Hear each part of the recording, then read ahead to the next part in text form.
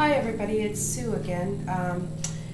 The other week I had made a tissue paper and wire flower with Mod Podge, and one of the comments that I had gotten was from Touch by Angels 2, and she had hinted that she wouldn't mind seeing what the butterflies looked like done with this technique. And the more I thought about it, the more I thought I wouldn't mind trying it out doing the glitter, since the glitter had been my first time doing it on those flowers. These are the butterflies. This is what they look like. You can make them, as you can see, different sizes. And they're pretty easy to shape, and I think they really lend themselves beautifully to having the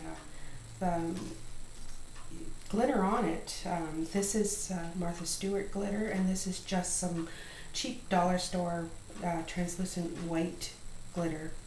Anyway, I'm going to show you how to shape it. If you want to know how to put it together once the shape is done, then just watch my tutorial on the Mod Podge, the wire and tissue paper flower. Anyway, once again, I always use a 24 gauge wire because I find that it's most pliable, and it holds its shape. It's not too fine and it's not too thick. With the butterfly, again, depending on the size of butterfly that you're making, would depend on the size of the wire. Because I'm making a fairly large butterfly, I'll probably cut, I would say that's probably just a little over 2 feet or 24 inches of wire. Now with the flowers, I had started with a figure 8. With the butterfly, you start with a circle. And at the end, you take the ends, and you just twist them together. So now you have something that looks kind of like a balloon when you draw a balloon. Take from the center at the top and come down to where your tail is. Again, twist so that now you have 2 circles. From the center of these circles, I again come in. And I twist again.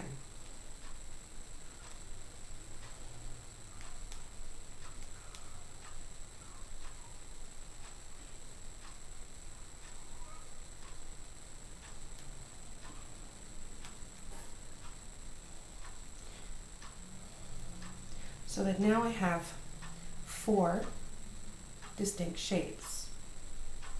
The shape of my butterfly, what I do is I then take the bottom 2 loops and I come here and I pinch it together at the bottom. I take my pliers and I give it a little twist.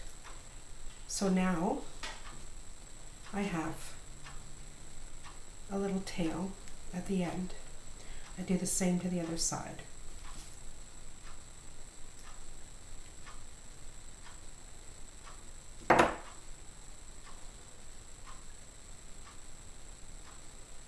So now my butterfly is starting to really take on its shape. I don't know. These ones I push in, making almost a lopsided heart shape.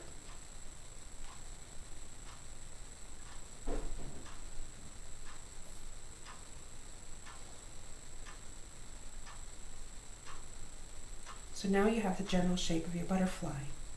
This tail that you've had, when I bring them in, I bring the 2 leaves and wings in together, and I wrap this around.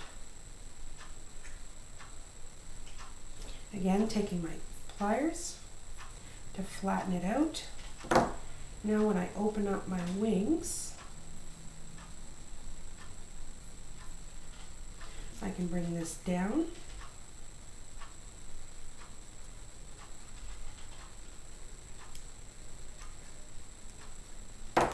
And I have a small body shape for my butterfly in the center. Anyway, that's the shape. And again, you would take your wire and you would take your Mod Podge and you would put it on.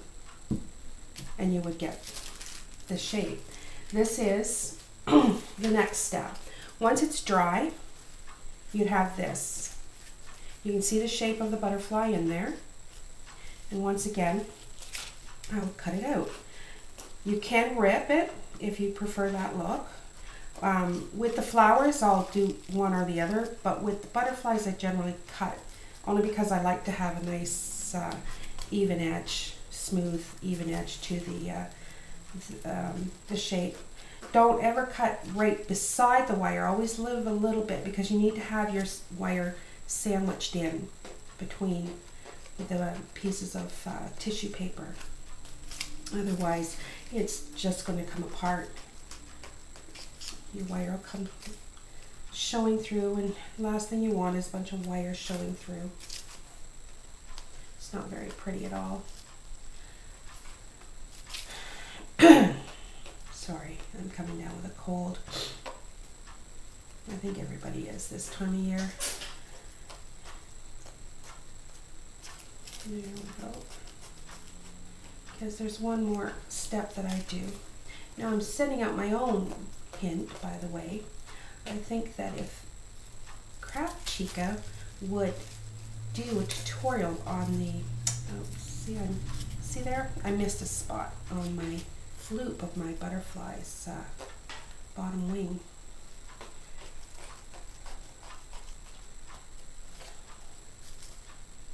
I have a lot of pink and purple tissue paper right now because my brother and his wife just had a baby girl, so all the showers that we've been going to, and that I have been taking the tissue paper rather than having them throw it out. And then because she's a little girl, I've gotten a lot of pinks and purples and whites. So imagine after Christmas I'll be doing a lot of greens and reds. Anyway, as you can see, you have the 4 shapes of your wings.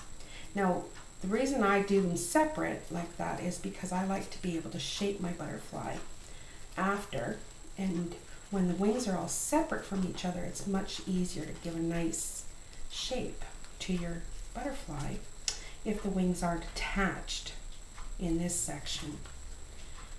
Anyway, the next thing I do is I'll take another piece of wire. This one is about a 26 gauge, and I'll form a U with it. This is probably about 8 inches long. Depending on the size of your, I've lost my poking tool. Anyway, depending on the size of your butterfly will depend on the size of your antenna, because this is what will form the antenna. Now from here, I come on either side of the body and I place a small hole through the wire. Poke a hole. Poke in the back, usually. There's a lot of glue on this one, so it's hard to see where I poke through. Yeah.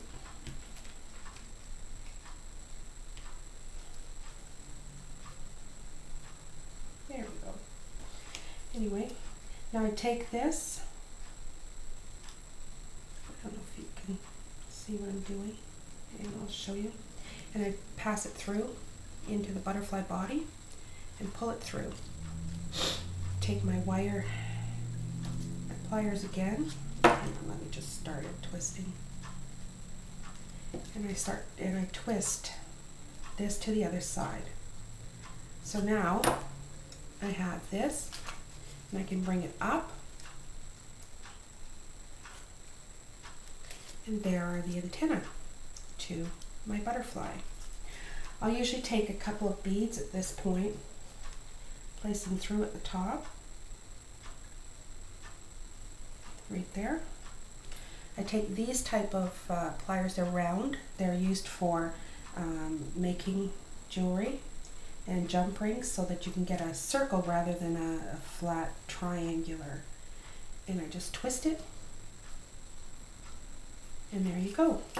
That's the top of your antenna. And once again, I have a butterfly.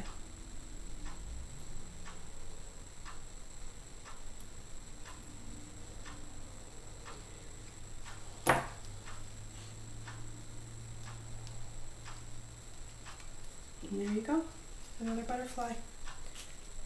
As you can see, all different sizes, but all the same shape, because that's the shape I do for mine. Anyway, thanks for watching.